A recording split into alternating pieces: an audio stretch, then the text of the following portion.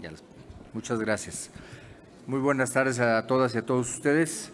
Quiero dividir en las siguientes partes nuestra intervención, comentar en primer lugar alguno de lo que vamos a tener, algo de lo que vamos a tener de trabajo legislativo, después pedirle al senador Conejo para que pueda formular el posicionamiento, dado que ahora, como ustedes ya lo observaron, en el Pleno, pues ya se tomó la decisión de conformar un posicionamiento con todos los grupos, pero para que quede de viva voz lo que opina el grupo parlamentario del PRD del asunto de Mireles. Y muy importante, porque hoy está aquí conmigo el presidente municipal precisamente de Tepic, y Francisco Castellón hoy nos va a platicar una problemática muy seria que está enfrentando en su municipio.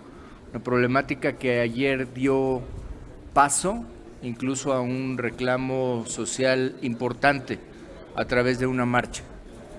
Y tiene que ver con la electricidad, con las tarifas que se están cobrando, y lo grave es que se puede afectar el suministro de agua. Entonces, él nos va a explicar esta problemática.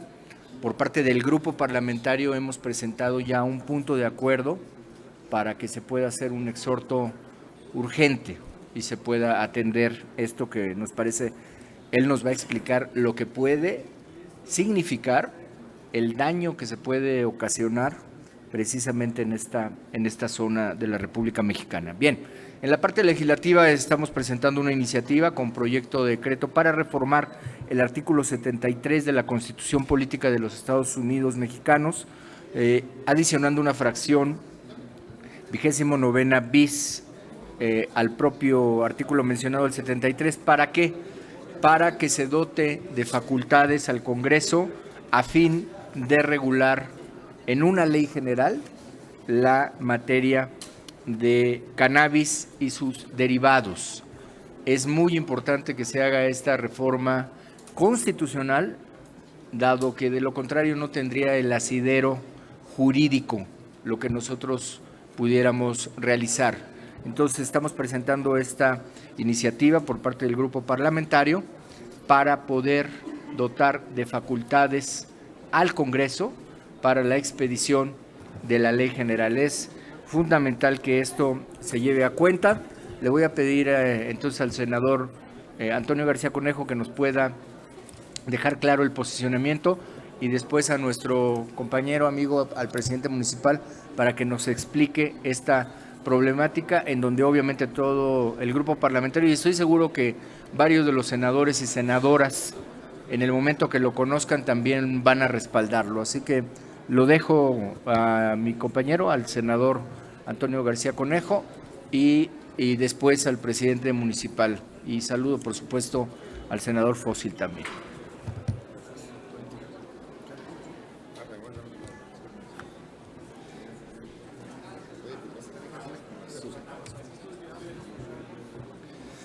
Muy buenos días, queridos amigos, amigas de los medios de comunicación. Saludo esta mañana, mediodía, a mis compañeros senadores, y también le doy la más cordial bienvenida al presidente municipal de Tepic, al doctor Francisco Javier Castellón Fonseca, por acompañarnos el día de hoy aquí con un tema que en un momento más va a expresar. Hoy traemos varios temas. Yo comenzaría con el primer tema que se está tratando en el Pleno, pues ha sido una declaración tras otra por parte de un funcionario que se puede considerar prácticamente de primer nivel del gobierno federal en el estado de Michoacán, para ser preciso, el doctor Mireles Valverde, que ha venido pues reiteradamente usando expresiones que sin duda ofenden al sector femenil, y no solamente al sector femenil, a la sociedad entera, con sus declaraciones, pues desde nuestro punto de vista como fracción del PRD, que siempre hemos estado en la defensa de los derechos de las mujeres, pues esas declaraciones en nada abona y más en estos tiempos que estamos viviendo, donde pues en lo largo y ancho del país se ha venido apreciando una alza en el daño, en feminicidios y homicidios en contra de las mujeres. Y declaraciones de este tipo lo único que hacen es alentar al machismo, alentar la división de los hombres y las mujeres, considerando que las mujeres son seres inferiores. Eso no podemos permitirlo, es un tema muy grave, aunque el mismo Ejecutivo Federal no lo vea de esa manera. Eso es muy lamentable, no se puede permitir, sea quien sea de la agrupación política que sea, es algo que no se puede permitir. Y me da mucho gusto que el Senado de la República en conjunto va a hacer un pronunciamiento basado en pedir que se mueva o se remueva de ese lugar a este funcionario. Así será también nuestra postura como fracción del Partido de la Revolución Democrática. Tres temas más muy rápido quiero expresarles a ustedes. Algo que me preocupa mucho es el tema del presupuesto que ya envió el Ejecutivo a la Cámara de Diputados, el presupuesto para la ley de egresos y principalmente en materia turística, queridas amigas y amigos de los medios de comunicación y Sociedad de México.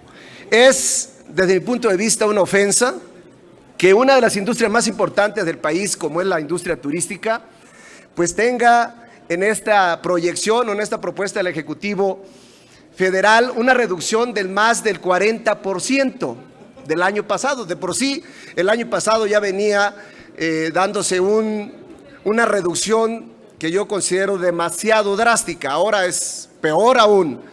No es posible que una secretaría federal que lleva la política y la responsabilidad de esta industria tan importante, pues prácticamente vaya a funcionar con un poco más de 400 millones de pesos. Es una ofensa para el sector, porque como ustedes recordarán y sabrán, la industria turística pues es ese vehículo que genera pues fuentes de trabajo y oportunidades para las y los mexicanos. Y que aparte de ello emplea principalmente jóvenes y mujeres, generando una derrama económica mayor a los 22,000 millones de dólares y ocupando alrededor de cerca de 10 millones de empleos, tanto directos como indirectos. No es posible que una secretaría tan importante, que estas políticas públicas que se deben de generar desde esa dependencia, pues prácticamente no tengan presupuesto. Estos 400, un poco más de 400 millones de pesos, pues prácticamente solamente es para pagar nómina, pagar gasolinas, pagar casetas y viáticos, en pocas palabras, de las y los funcionarios. Eso no puede suceder. Hago un llamado muy especial, muy enérgico a las y a los diputados, mucho respeto, muy respetuoso, pero que no permitan que eso suceda. Le va a pegar muy fuerte al sector. Y no solamente al sector, le va a pegar a la sociedad mexicana. Esa reducción no puede darse en la vía de los hechos. Sé que es una propuesta, pero tengo confianza que las y los diputados van a debatir, van a valorar este tema y no van a permitir que eso suceda. Obviamente el monto general, para ser preciso, son un poco más de 5,000 millones de pesos, pero de esos 5,000 millones de pesos, prácticamente 2,500 millones de pesos se van para el Tren Maya. Y puedo desglosar así cada cifra, de tal manera que al final lo único que queda en la Secretaría de Turismo pues es un poco más de 400 millones de pesos. Una cantidad que realmente es irrisoria. Pasando a otro tema, queridas amigas y amigos de los medios de comunicación, quiero expresarles que hoy voy a presentar una iniciativa que tiene que ver con la regulación. Vamos a modificar la ley de comercio, ley federal de comercio y la ley general de turismo, con la finalidad de regular las plataformas que se encargan de promover o dar hospedaje, más conocidas como Airbnb. porque no están consideradas como dentro del Código de Comercio, dentro de la Ley de Comercio, y prácticamente no tiene el usuario pues ninguna garantía de que tenga seguridad jurídica cuando hace este tipo de contratación, ni tampoco el arrendatario. Entonces necesitamos regular esta parte. Tampoco no se está captando prácticamente en lo general ningún impuesto. Entonces se está perdiendo aproximadamente la recaudación de cerca de 6,000 millones de pesos por este tipo de comercio, que es un comercio, pero que no está regulado. Las plataformas que hoy pues están muy de moda, que hoy las nuevas tecnologías han avanzado de una manera extraordinaria y que sin duda viene a beneficiar a la sociedad, pero que deben de estar bajo un orden jurídico. Eso lo vamos a realizar. Viene luego después, es el primer paso, pero luego después vienen más actividades que se tienen que realizar, más propuestas para que quede totalmente regulado el tema de esta actividad que se debe de considerar como una actividad comercial, porque aparte pues es una competencia muy desleal en quienes tienen un establecimiento registrado que cumplen con todas las normas y quien prácticamente no le cuesta ni un solo centavo tener este tipo de establecimientos.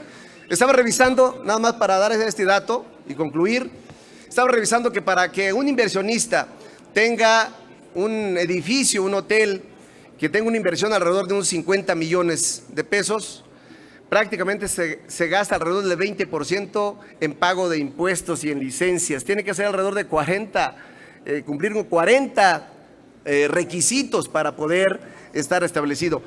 Quienes se dedican a la renta de hospedaje por este tipo de plataformas, pues prácticamente no pagan absolutamente nada. Entonces es muy necesario regularlas. Y al final decirles que vamos a presentar dos puntos de acuerdo, uno que es un dictamen, el otro que será un exhorto.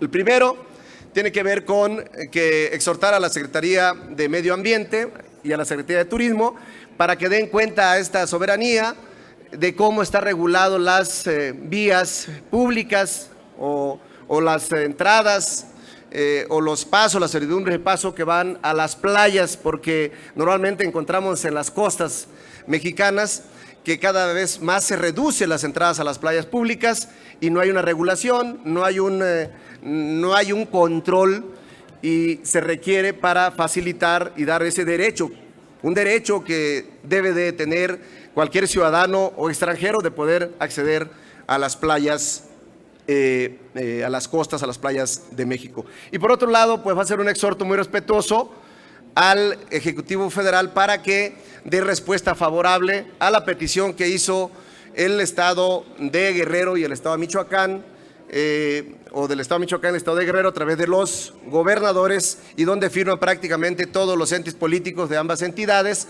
para que la zona o el puerto de Lázaro Cárdenas se le dé toda una facilidad o incentivos fiscales para que pueda haber inversión. Es decir, declarar prácticamente una zona libre, así como se está llevando a cabo ya en las fronteras del país, para que sea un lugar de oportunidades de inversión y que traiga como consecuencia generación de empleo.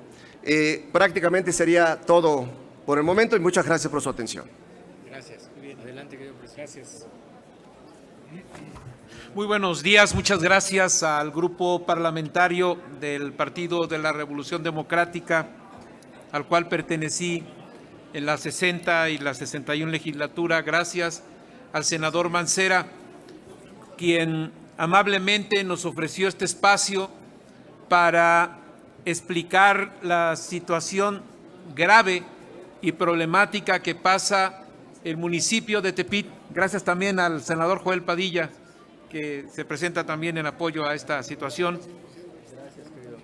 Una situación que atraviesa el municipio de Tepic, sobre todo su organismo operador de agua, con la Comisión Federal de Electricidad, que parecería un tema local, pero no lo es tanto, porque son muchos municipios los que están en la misma situación y que enfrentan el grave riesgo del corte de energía a los pozos que abastecen de agua a su población. Antes de Tepic, San Juan Teotihuacán, Acapulco, Comalcalco y algunos otros ayuntamientos han sufrido esta situación que les voy a explicar. El organismo operador de agua, que es un organismo, una OPD del Ayuntamiento de Tepic, es un organismo que cuando nosotros asumimos el cargo tenía ya un adeudo de 70 millones de pesos a la Comisión Federal de Electricidad. En diciembre de 2017 y como producto de la reforma energética que se aprobó el sexenio pasado, las tarifas que se cobra a la energía de los pozos que extraen el agua y se incrementó en 100%. Es decir, las tarifas se convirtieron en tarifas industriales. Ello incrementó la facturación de los organismos operadores al doble.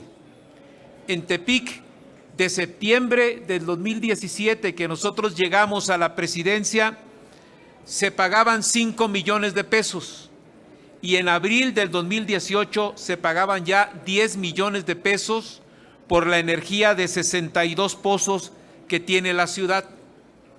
A partir de entonces, la facturación no pudo pagarse y los ejecutivos de Comisión Federal de Electricidad, División Occidente, no quisieron recibir pagos parciales de la misma y el adeudo se acumuló en más de 100 millones de pesos. En mayo de este año comenzaron a requerirnos el pago y a realizar cortes parciales a los pozos de agua. En julio de este año llegamos a un acuerdo de un plan de pagos para cubrir el adeudo de aquí al 2021, que es el último año de la administración. Nosotros, en ese acuerdo, planteamos que el ayuntamiento iba a considerarse como aval del organismo operador y comenzamos a pagar en agosto de este año el primer pago acordado. Sin embargo, los funcionarios de la Comisión Federal de Electricidad quisieron acompañar de este acuerdo un convenio que tenía cláusulas evidentemente leoninas. ¿Cuáles eran ellas? Cobrarnos, por ejemplo, un interés moratorio de TIE más 9, que es aproximadamente el 18% de interés anual de un crédito de 170 millones. Solamente para darles una comparación, Banobras está prestando dinero de TIE más 1 o TIE más 1.5%, para que se den cuenta de este tema. Segundo, el organismo, bueno, la Comisión Federal de Electricidad planteó también que el ayuntamiento fuera aval solidario, pero que además, en caso de no cubrirles parte del adeudo en un solo mes, no solamente cortarían la energía de los pozos, sino también cortarían la energía al alumbrado público y a toda la contratación que tuviera el ayuntamiento. ¿Qué ha sucedido? El Cabildo negó que firmáramos estas cláusulas por considerarlas lesivas a la economía municipal. Así lo informamos a la Comisión Federal de Electricidad y lo que recibimos fue una ofensiva de cortes de suministro a los pozos de agua que el día de ayer fue prácticamente a la mitad de los pozos de la ciudad de Tepic. No los dejamos, trabajadores, pobladores y la policía de Tepic no dejó que cortaran la mayoría de los pozos, pero llegaron a cortar 6 pozos, afectando la infraestructura de los mismos, quitando las cuchillas, quitando transformadores y prácticamente dejando sin agua a más de 100,000 habitantes, sobre todo a los más pobres de la ciudad. Y la amenaza fue, de aquí al domingo, quitarían la energía de todos los pozos de la ciudad de Tepic si no firmábamos sus condiciones. Ante eso, se convocó a una marcha el día de ayer, donde miles de tepicenses marcharon y protestaron en contra de la actitud de extorsionadores que están tomando los ejecutivos de la Comisión Federal de Electricidad División Occidente. Ellos dicen que cumplen órdenes, pero la verdad se están comportando como extorsionadores porque vandalizan sus propias instalaciones y todo para poder cortarnos el agua, dejar a la población sin agua y con ello presionen o nos presionen para firmar sus condiciones. Me parece que esta situación es moralmente inaceptable, porque toda vez que hemos estado pagando, les pagamos ya el primer pago y les vamos a hacer el segundo pago, no es posible que por aceptarles esas condiciones leoninas estén afectando de tal manera a la población de Tepic. Porque si nos cortan el agua de todos los pozos, no solamente se afectará el gobierno, finalmente es una afectación mínima, se afectan más de 500,000 de habitantes, se afectan escuelas, hospitales, centros comunitarios y lo que parecería que Tepic fuera una ciudad sitiada por un enemigo fantasma, pero que no es otra cosa que una supuesta empresa del Estado que lo que está haciendo, y así lo vemos nosotros, es extorsionar a la población de Tepic. Por esa razón, yo le agradezco a los senadores del grupo parlamentario del PRD que me hayan dado esta oportunidad para poder tratar el tema. El día de ayer, el gobernador intercedió ante la Secretaría de Gobernación para realizar los cortes parciales, pero aún hoy por la mañana me informaban que seguían dispuestos a seguir cortando los pozos, la energía de los pozos. Por esa razón, también acudo a esta soberanía para, no solamente para generar la solidaridad, para que también a través de su conducto y a través de la Secretaría de Gobernación o de cualquier instancia del gobierno federal ordenen o exhorten a la Comisión Federal de Electricidad a cesar el corte de la energía de los pozos en Tepic y por otro lado nos permitan sentarnos para poder dialogar sobre los temas de este convenio, que la verdad es un convenio francamente inaceptable. Yo le agradezco al senador Miguel Ángel, al senador Fósil y al senador García Conejo su compañía y la solidaridad de todas y de todos nuestros compañeros. Un momento más, si puedo, hablaré con demás senadores, si así me lo permiten, para poder explicarles el problema y obviamente solicitar su solidaridad. Gracias. Sí, si nos los permiten, senadores, tenemos una pregunta. Les pregunta Félix Muñiz de Noticias 1530. Sí, muy buenas tardes, senadores. Primero para el presidente municipal, porque con estas acciones de ya cortar el agua, no están ya violentando los derechos humanos de los nayaritas, y si ya fuiste a presentar la queja ante la Comisión Nacional de los Derechos Humanos para que intervenga. Esa sería. Y la otra es para turismo. Pues hace unos días estuvo aquí Torruco y parece el que le dijo que todo iba bien. No sé si sea necesario o la intención es de desaparecer la Secretaría de Turismo ya con esto. Félix, por supuesto que una de las acciones que estamos tomando es ir a denunciar a la Comisión Nacional de Derechos Humanos. Sin embargo, necesitamos de acciones rápidas y contundentes, porque un solo día que pase sin agua se convierte en un riesgo para la salud y para la estabilidad del pueblo de Tepic. Sí lo vamos a hacer, por supuesto, pero también lo que queremos es que se tomen las determinaciones rápidas para evitar que continúen haciendo daño. Pero de hecho no les deberían de cortar el agua, se deberían de comprometer a pagar si es lo que deben eso y punto, pero no dejar sin agua a la gente. Ojalá y lo entendieran así, como lo entendemos todos. La siguiente pregunta. Efectivamente, en días pasados estuvo aquí el secretario de Turismo, don Miguel Torruco Márquez, y aún todavía no se conocía de una manera oficial la propuesta del Ejecutivo ante la Cámara de Diputados, el tema de egresos. Sin embargo, pues la noticia o la triste noticia llegó el día 8 de este mes. Saben que es el plazo último para que la Cámara de Diputados reciba la propuesta del Ejecutivo. Y muy lamentable, yo le expresé incluso desde el año pasado al secretario que estamos en la mejor disposición de contribuir para no descuidar esta industria. Él ha manifestado que hoy lo que se requiere pues es creatividad, es deseo de hacer las cosas. Sin embargo, nosotros seguimos insistiendo en que se requieren recursos, se requiere infraestructura.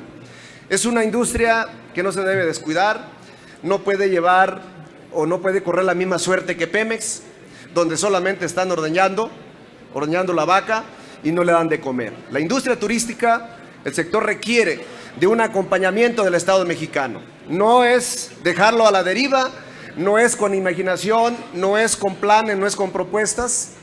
O sí se hacen las propuestas y se hacen los planes, pero deben de ir acompañado de presupuesto. Hoy no vemos reflejado prácticamente ninguna acción de infraestructura, ningún recurso que vaya encaminado a infraestructura. Prácticamente todo se enfoca a los 2.500 millones de pesos, prácticamente es para el Tren Maya. Y todo lo demás, las vías de comunicación, el apoyo a la infraestructura en los municipios, por ejemplo, los pueblos mágicos que prácticamente no tienen ni un solo centavo. ¿Cómo vamos a ser competitivos ante las demás naciones como producto, como industria, como un producto que ofrece México? Me parece que estamos equivocados. Y hoy nuevamente ofrezco, como lo he hecho en todas las reuniones que hemos tenido con el secretario y con el sector y con funcionarios que están dentro del sector, que en el Senado de la República, a través de la comisión, pues estamos para construir, para ayudar, no para entorpecer. Pero hoy vemos prácticamente un descuido o vemos prácticamente un abandono del gobierno federal ante esta industria que es tan importantísima. Primero la dejaron sin el organismo de promoción, el CPTM, justificando que había corrupción. Y así, muchos programas que hoy les pudiera mencionar, el Proder Mágico también, ese programa también que fue prácticamente anulado, todo bajo el argumento que hay corrupción. Eso no puede seguir más así. Si hay corrupción, que se aplique la norma, que se lleve ante un tribunal a quien haya cometido ese ilícito para reparar el daño que haya cometido. Pero no puede seguir más disminuyéndose el recurso a una industria tan importante. Vamos a seguir nosotros alzando la voz. Tengo confianza que las y los diputados van a analizar el tema y no van a permitir. Espero que no vaya a pasar lo del año pasado, que no quisieron moverle prácticamente ni una coma lo que mandó el Ejecutivo Federal. ¿En dónde está entonces, en dónde está la voz y el sentir de las y los ciudadanos? ¿Dónde está el poder? ¿Dónde está el poder legislativo? ¿Dónde está la voz y el sentir de este sector que genera tantas fuentes de empleo? Muchas gracias. La siguiente pregunta es de Andrea Becerril, de La Jornada. Es al senador Mancera. Y le quiero preguntar sobre las declaraciones de esta mañana del presidente López Obrador, en las que calificó a la oposición, entre ellas al PRD, de hipócritas, farsantes, por la postura que han asumido en cuanto a la reciente aprobada reforma sobre facturas falsas. Él dice que con esta actitud, con la amenaza de presentar una controversia, una acción, de inconstitucionalidad, lo que hacen es proteger a factureros y a otro tipo de delincuentes organizados. Mira, Andrea, muchas gracias. La verdad es que nosotros hemos precisado. Hay un juego de palabras. La reforma no es de las facturas falsas. La reforma no es ni está dirigida contra los factureros solamente. No es cierto eso. La reforma está dirigida para cualquier contribuyente, cualquiera de los que estamos inscritos en el SAT, cualquiera. Si la reforma hubiese sido dirigida contra los factureros y contra las empresas fantasmas, todos lo hubieran aprobado, hubiera sido por unanimidad. El PRD votó a favor en lo general y en lo particular presentamos las reservas que verdaderamente dejaban a la ley como una ley solo dirigida contra las empresas fantasmas y contra los factureros, porque eso se ha venido diciendo. Entonces, ¿para qué lo ampliaron?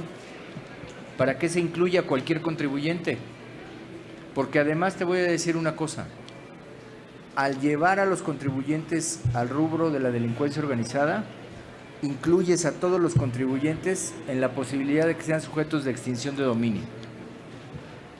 O sea, es un efecto mayor. El efecto mayor es, lo incluyes como seguridad nacional, prisión preventiva. Lo incluyes como delincuencia organizada, prisión preventiva, cateos sin orden judicial, intervención de llamadas telefónicas sin orden, porque es delincuencia organizada.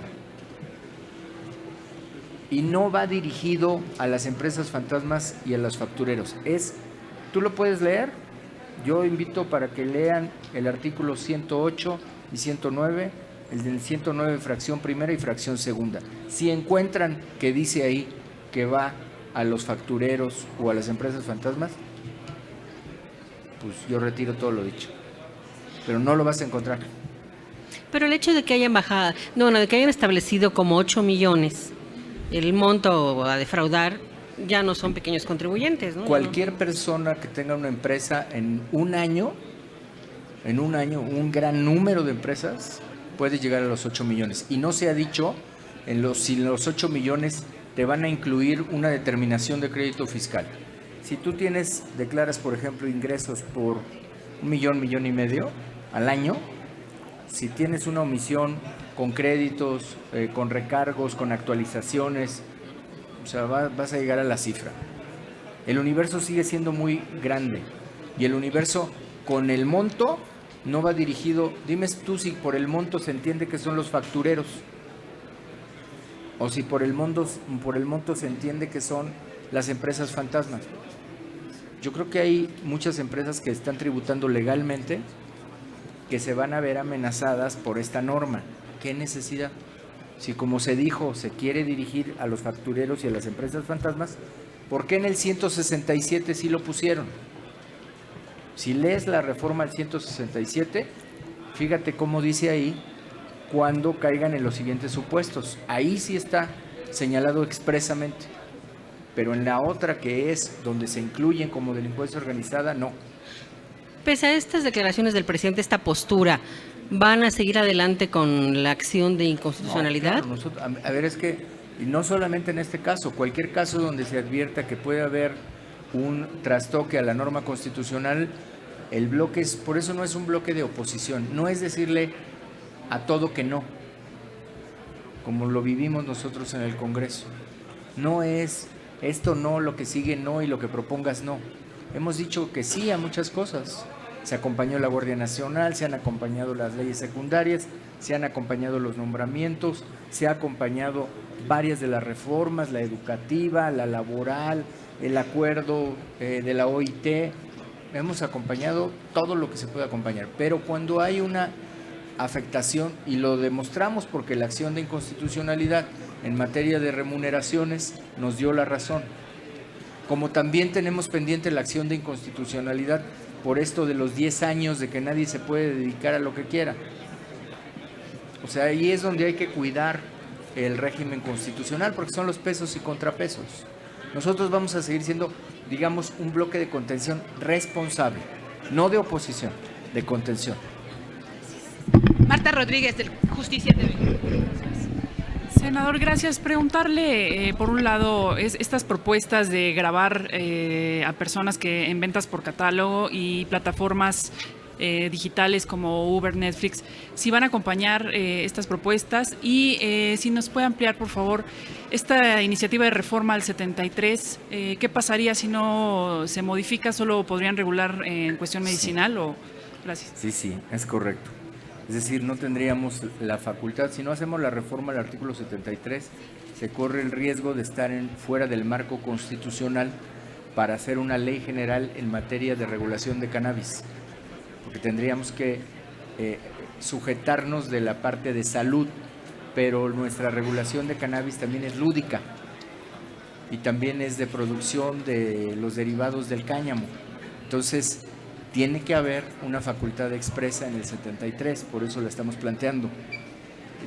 Respecto de las plataformas, mira, la Ciudad de México fue la primera entidad que reguló Airbnb.